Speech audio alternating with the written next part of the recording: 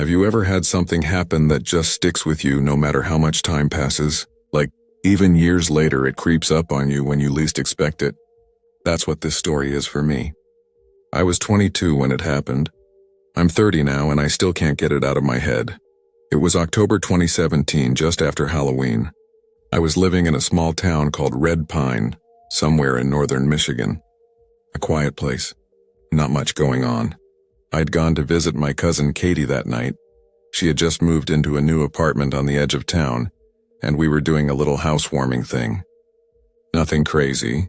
Pizza, a couple drinks, dumb horror movies playing in the background. It was a good time. Anyway, I stayed a little later than planned. By the time I was ready to head home, it was close to midnight. I wasn't drunk or anything, just tired and didn't feel like driving. My car was parked outside, but I figured I'd be safer catching a ride. Red Pine didn't really have Uber, but there was a local app called Quick Cab. Everyone used it. Super basic. You punch in your address, pickup spot, and a driver shows up, easy. So I booked a ride. The app said the cab would be there in 6 minutes. It pulled up even faster. Old school yellow taxi, the kind you barely see anymore. The paint was dull and scratched, and one of the back doors had a small dent. I figured it was just wear and tear. This was a small town after all. The driver didn't roll the window down or say anything. Just flashed the headlights twice. I got in the back. He didn't introduce himself. No hey or how's your night? Nothing.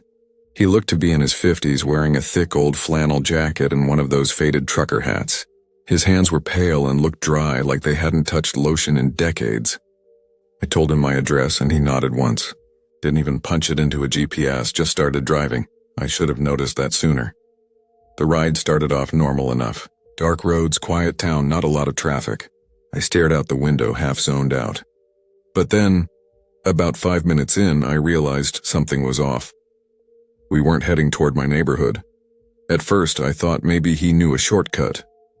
Red Pine's roads twist and wind in weird ways, and sometimes locals take back routes to avoid the old train tracks.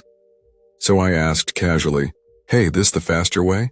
He didn't answer. I leaned forward a bit. "Sir?" Nothing. Not even a grunt, and the weird part? The car was too quiet. Like unnaturally quiet. No music, no road noise. Just the hum of the engine and the tires crunching over what sounded like gravel now. I looked around and realized we weren't on paved roads anymore. We were deep in the woods. "Hey, can you stop?" "This isn't the way I live," I said louder. Still no response. That's when the hairs on my arm started standing up. Something about the way he was sitting, so still, so stiff, it didn't feel right. His face in the rearview mirror was totally blank, like he wasn't even really there. I pulled out my phone. No signal, not a single bar. I refreshed the map app and it just froze. Spinning wheel of death, I tried the door handle, locked. I reached for the other one, also locked. I knocked on the glass divider between us and said, "Okay, this isn't funny. Let me out." He didn't move, just kept driving, and the trees. They were getting closer. Not like I was paranoid. They were literally leaning over the road. Like we were sinking deeper into the woods. There were no signs, no houses, no mailboxes. Just woods. Then I heard it.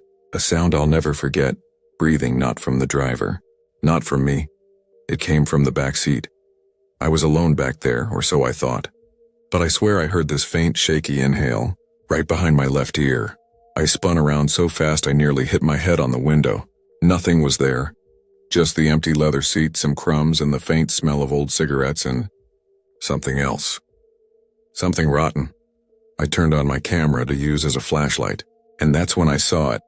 On the screen, in the front-facing camera, there was a shape, a dark lump in the far corner of the back seat. But when I turned around to look with my own eyes, there was nothing. I froze. Something was seriously wrong. "Stop the car," I shouted, loud enough that it echoed inside the cab. He didn't even flinch. But then, he spoke in this dry, gravelly whisper. He said, "Almost there. That's it." 2 words. And the way he said it, it wasn't reassuring. It was final, like I was headed somewhere I didn't want to go. I started kicking the door. Full-on panic now. Kicked once, twice, nothing. Then I noticed the tiny manual lock on the window. The old pull-up kind. I grabbed it and yanked. It popped up with a sharp click. That gave me just enough hope. I reached down and kicked the door again, hard. On the third try, it flung open mid-drive. Cold wind rushed in. The trees blurred past. I didn't think. I just jumped. I landed hard in the dirt and rolled into the ditch. My arm hit something sharp. Maybe a rock. Pain shot up to my shoulder. But I was out. That's all that mattered. The cab kept going. No brake lights. No slowdown. Just vanished into the woods like it had never been there. I lay there for a second, gasping, covered in leaves and dirt. Then I crawled into the trees to hide just in case he came back. The woods were dead quiet. No crickets, no owls. Just that kind of silence that rings in your ears. After a few minutes, or maybe longer, I couldn't tell, I started walking. Kept low, stayed off the road. I didn't know where I was, but I figured as long as I kept moving, I'd eventually find something. Then in the distance, I saw a light. Just one. A soft yellow glow like a porch light. I followed it. Took me maybe 10 minutes, stumbling through underbrush and ducking under branches. The light was coming from a small farmhouse. Looked abandoned at first, paint peeling.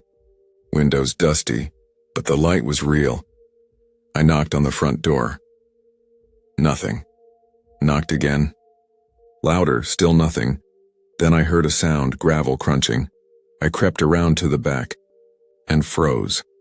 There behind the house was the cab. Same dented door. Same peeling paint. Same cab number 319. I dropped to the ground behind a woodpile and held my breath. I didn't hear the engine. No movement. But I had no idea how it got there. I had jumped out miles back.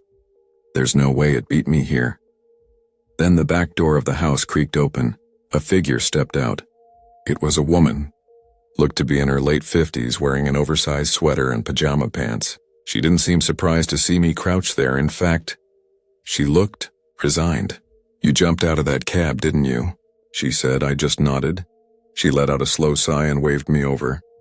"Come inside." I didn't want to trust her, but something about her voice. It didn't sound like a trap. Just tired. Inside, the place smelled like old coffee and dust. She handed me a glass of water and pointed to a landline phone on the wall. I called 911. Told them everything. The dispatcher didn't sound shocked. She just said, "Stay put. We're sending someone." When I hung up, the woman looked at me and said, "You're not the first." "What do you mean?" I asked. "That cab," she said. "Shows up a couple times a year. Always late. Always takes folks down Old Copper Trail. That's where you were, right?" I nodded slowly. "Yeah," she said. "Sometimes they don't make it out." I didn't know what to say. She looked out the window. "Cops never find much. Tracks disappear. Tires don't leave prints. One minute it's there, next minute gone." It took nearly an hour for the police to arrive. By the time they did, the cab was gone again. No sign of it. Not even tire marks in the dirt. Like it had melted into the air. I gave them everything I could, description of the driver, the route, the voice, the reflection. They wrote it all down. But I could tell this wasn't new to them. They'd heard versions of it before. They gave me a ride back to town. I've never used Quick Cab since. In fact, I don't use any cab service anymore unless I know the driver personally. And I never take back roads. I still have a scar on my arm from where I hit the ground. Still get chills when I hear tires on gravel. And sometimes, just sometimes, I wake up from dreams where I'm back in that cab, but this time I never get out.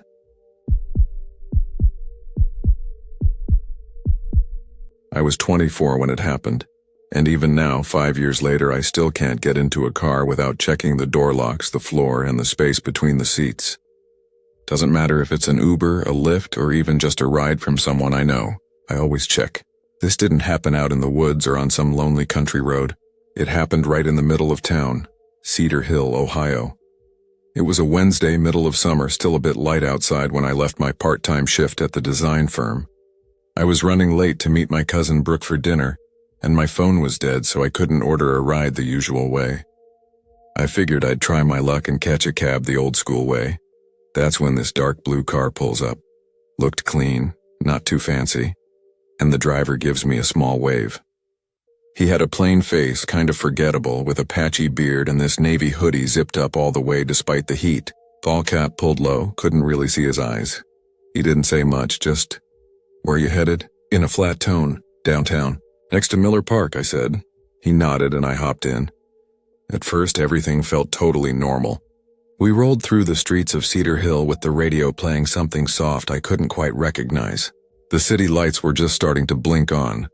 That in-between time when it's not day anymore but not really night either. I remember thinking how weirdly spotless the car was. No crumbs, no wrappers, not even dust on the dashboard. Just super clean in a way that didn't feel lived in. That detail stuck in my head. Later I'd understand why. About 10 minutes in, I leaned forward to adjust the air vent. It was blowing way too cold. And that's when I saw something glinting near the driver's seat. A knife. Not a box cutter. Not a little pocket knife. A big one. It was wedged right between the driver's seat and the center console, handle sticking out just enough to grab quickly. The blade was partly visible, just a sliver of steel, but that was enough. It looked worn like it had been used. A lot. I froze. My first thought was maybe it's a work tool. Maybe he's a chef or something. But then I looked at the rest of the car. No delivery bags. No food containers.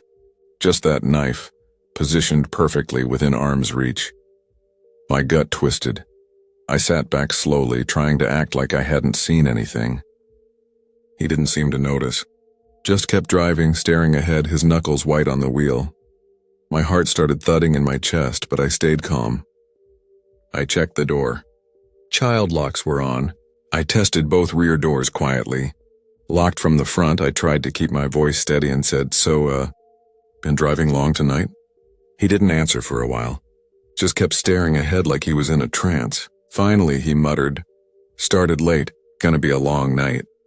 His voice gave me goosebumps. It wasn't what he said, it was how dead it sounded. No tone, no expression, like he was talking from the bottom of a dark well. That's when I knew I had to get out. I wasn't going to wait to see what a long night meant. I opened my phone, not that it had a signal, but I started faking it, scrolling like I was reading a message. I dropped a pin on a gas station 2 blocks up and said, "Hey, actually, can you drop me there? I need to grab something real quick." No answer. I watched the gas station get closer, and then pass right by. He didn't even slow down. "Hey, I'm serious," I said, trying to laugh it off. "I left my charger there earlier, I just remembered." Still nothing, he just kept driving. Right past the lit-up gas station and deeper into a quieter part of town. I could feel the panic rising in my throat. I didn't want to call attention to myself, but I had to do something.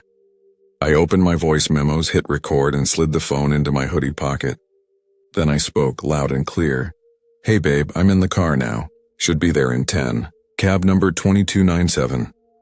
Driver's quiet but nice enough." I said it like it was real casual, like someone was expecting me. I figured if he heard that, he might get nervous. Think someone was waiting. He didn't say a word. But I caught his eyes in the rearview mirror, just barely visible under the brim of his cap. He was watching me. Not with curiosity, with calculation. Then for the first time he spoke again. "You live around here?" I froze. His tone had changed, too warm. "Too interested?" Yeah, I lied. "Like 5 minutes away." He nodded slowly. "This neighborhood's bad news. People disappear out here. All the time." My mouth went dry. That didn't sound like a warning. It sounded like a memory. I glanced out the window and realized we were no longer anywhere familiar. The houses were gone. The streetlights were farther apart. Ahead I saw a long, dark underpass in some kind of industrial complex. Rusted gates, shuttered windows, empty parking lots. The kind of place that swallowed noise. I grabbed the door handle again. Still locked. I said, "I need to get out." I said, louder this time, my voice sharper. "We're almost there," he replied, not even glancing back. The way he said it sounded like a script, something he'd practiced. I leaned forward, scanning the dashboard. There had to be some kind of emergency button, a latch, a cord. That's when I saw something that made my blood run cold. A second knife. This one tucked neatly into the passenger door pocket. Same kind, same worn grip, 2 knives. One might be a coincidence. 2 was something else entirely. I felt my body go rigid. Everything in me screamed run, but there was nowhere to go. I had to make a move. I reached forward and hit the hazard lights button. The blinker started flashing. Then I slammed both fists on the divider between us and screamed at the top of my lungs. "I'm being kidnapped." I hoped someone nearby, anyone, might hear. He jerked the wheel slightly and hissed something under his breath. Then he slammed the hazard lights off and muttered, "You shouldn't have done that." That's when it clicked. This wasn't random, this wasn't the first time. He turned sharply into a back alley between two silent buildings. Trash bins lined the sides. Spray-painted walls towered over us, and there were no streetlights, just shadows. I checked my phone. No signal. Of course, the car rolled to a stop. He reached toward the center console. I didn't wait to see what he was grabbing. I kicked the back of his seat hard, slamming him forward. Then I lunged forward and yanked up the manual lock. The second I heard the click, I threw the door open and jumped out, scraping my leg on the curb. I didn't look back. I just ran. My shoes pounded the pavement as I tore through the alley, dodging dumpsters and broken glass. I could hear the car door open behind me, but I didn't stop. I didn't breathe. I just ran. I turned a corner and saw a fence. Chain link. I grabbed it and climbed, tearing my hoodie on the metal, scraping my palms, but I made it over. On the other side was a cracked parking lot, and past that, lights, a gas station. I sprinted toward it, legs burning, lungs on fire. A car was pulling in. I waved, stumbled, and made it to the glass door. I banged hard until the attendant looked up and opened it. "Cab driver." "He tried to take me," I gasped, half collapsing inside. He locked the door immediately and called 911. When the cops came, I gave them everything: description, fake cab number, where he went. But when they checked cameras and records, nothing. No car, no cab, no license plates, no trace. It was like he vanished into thin air. They even checked local taxi companies. No driver matched. No car matched. My voice memo was the only thing I had. You can hear my voice faking the call, and faintly, you can hear him. That moment when he says people go missing. I still have that recording on my phone. I've listened to it more times than I want to admit, just to remind myself it was real. That it happened. I still take rides sometimes, but never alone and never after dark. And before I sit down, I always check the seat pocket because I saw that knife, and I know someone else did too. Someone who didn't make it out.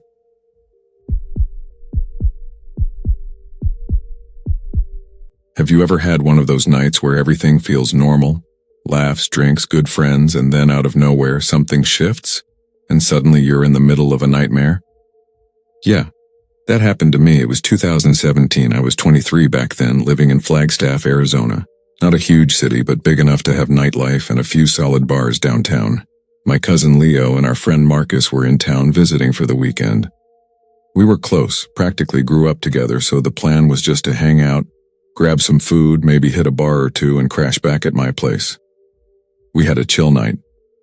Tacos, drinks, more drinks, way too much laughing. Around 1 a.m. we figured we'd head back. None of us were in any shape to drive, so I opened the ride app and called a car. Couple minutes later, this dark blue SUV pulled up. It looked clean, kinda fancy even. Not new, but nice. The driver rolled down his window, said my name in a low voice to confirm, and gave this stiff little nod when I said yeah. Didn't smile. Didn't say much at all. Leo got in the front. Marcus and I slid into the back. Right from the start, the ride was quiet. I mean, yeah, we were still chuckling about some dumb inside joke, but the driver, dead silent. Didn't have music on. Didn't ask how our night was. Nothing. 10 minutes into the ride, Leo made some dumb comment like, "What if this guy just drives us out into the woods or something?" He laughed. Marcus laughed. Even I laughed, kinda. It was the kind of stupid joke people make when they've been drinking. But then the driver spoke. Flat. Cold. That's not funny. Just like that. The air in the car changed. We all stopped laughing. Leo looked at him and said, "Oh, sorry, man. We were just messing around." Trying to keep it light, the driver didn't say anything back. He just kept his eyes on the road, both hands gripping the steering wheel like he was afraid it might slip away. I remember looking out the window and feeling like the streets didn't look familiar anymore. That's when I pulled out my phone and checked the app. It still said we were headed home. But something didn't feel right. That gut feeling? It was loud. We passed a rundown gas station that I swore we'd already passed. That's when I gently tapped Marcus on the leg. He looked at me, eyebrows raised. He felt it too. Then the driver said, real calm, "You shouldn't joke about being taken. Sometimes people don't come back." I can still hear that sentence in my head, like he'd said it 100 times before, like he knew. All three of us went quiet. Even Leo stopped cracking jokes. The silence in that car was thick, uncomfortable. Leo leaned forward a bit and said, "Hey, actually, can you just drop us off at the next light?" The driver didn't answer. He sped up. That's when I noticed the interior lights were off and the car just felt darker than it should have been. We were driving under working streetlights, but inside the SUV it was all shadows. Only the soft glow from the dashboard lit up anything. It suddenly hit me. I was scared. Not creeped out. Not weirded out, scared. Leo tried again, firmer this time. "Dude, we're serious. Just pull over." Nothing. His jaw was clenched, muscles tight, like he was holding something back. He wasn't just ignoring us. He was focused. Like he had a destination in mind and it wasn't ours. I reached for the door lock. It wasn't the kind you flip manually, just a button. I pressed it, no click. No sound, nothing. I tried again. Still nothing. I turned to Marcus. He was already trying his door. Locked. I looked at him. He looked at me. Then the driver said, "You think it's a joke until it's not."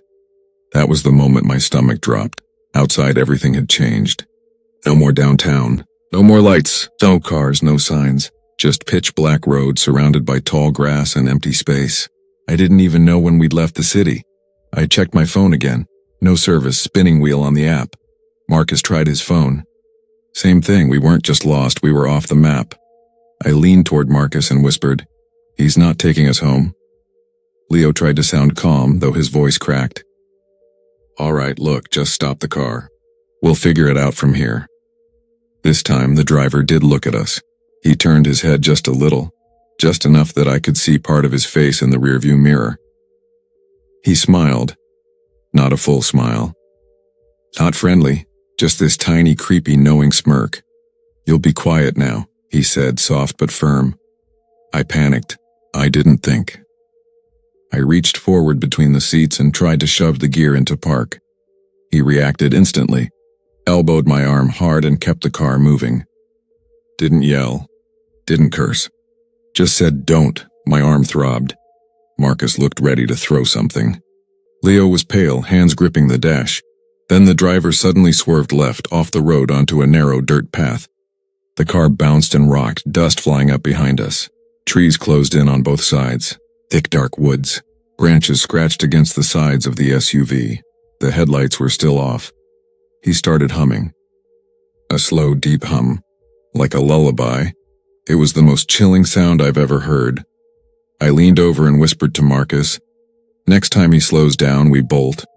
Doesn't matter where." Marcus nodded. Leo was already unbuckling his seatbelt. The path was rough. Each bump forced the driver to slow down just a little.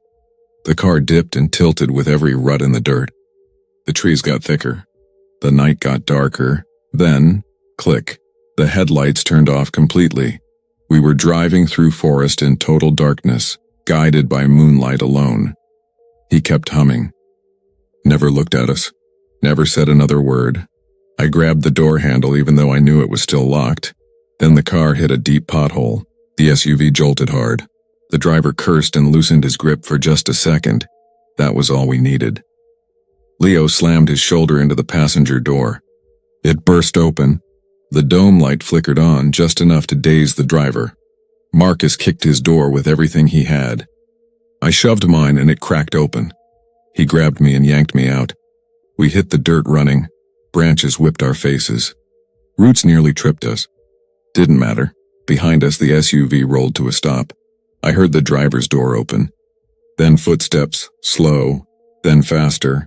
He didn't scream, didn't yell. He just walked like he knew the woods, like he had time. That was the scariest part. He wasn't rushing. We kept running. Deeper into the trees until the footsteps faded. Eventually, we collapsed behind a fallen tree, hearts pounding, too scared to talk. We waited. Minutes passed, then more. No footsteps, no car. Just wind through the leaves. After almost an hour, we saw a break in the trees. Faint light. We followed it and ended up on a quiet paved road. No traffic. No noise. We walked for what felt like forever. Then we saw a diner. Bright lights. People inside. We rushed in looking like hell. The manager called the cops. We told them everything. About the ride, the man, the woods, but the app? No ride history, the license plate. Didn't match anything in the system. That SUV didn't exist. They searched the forest we described. They found the path. But no car, no driver, no signs of anyone ever being there. To this day, I don't know if it was some kind of glitch, a fake driver, or something way worse. But I do know this. If we hadn't acted when we did, if we'd waited even a few more minutes, this story might have ended differently. Now, every time I ride with someone, I watch everything. And if a driver ever says, "That's not funny," in that same cold voice, I'm out right then, because I think that guy had done it before and I don't think he planned to let us go.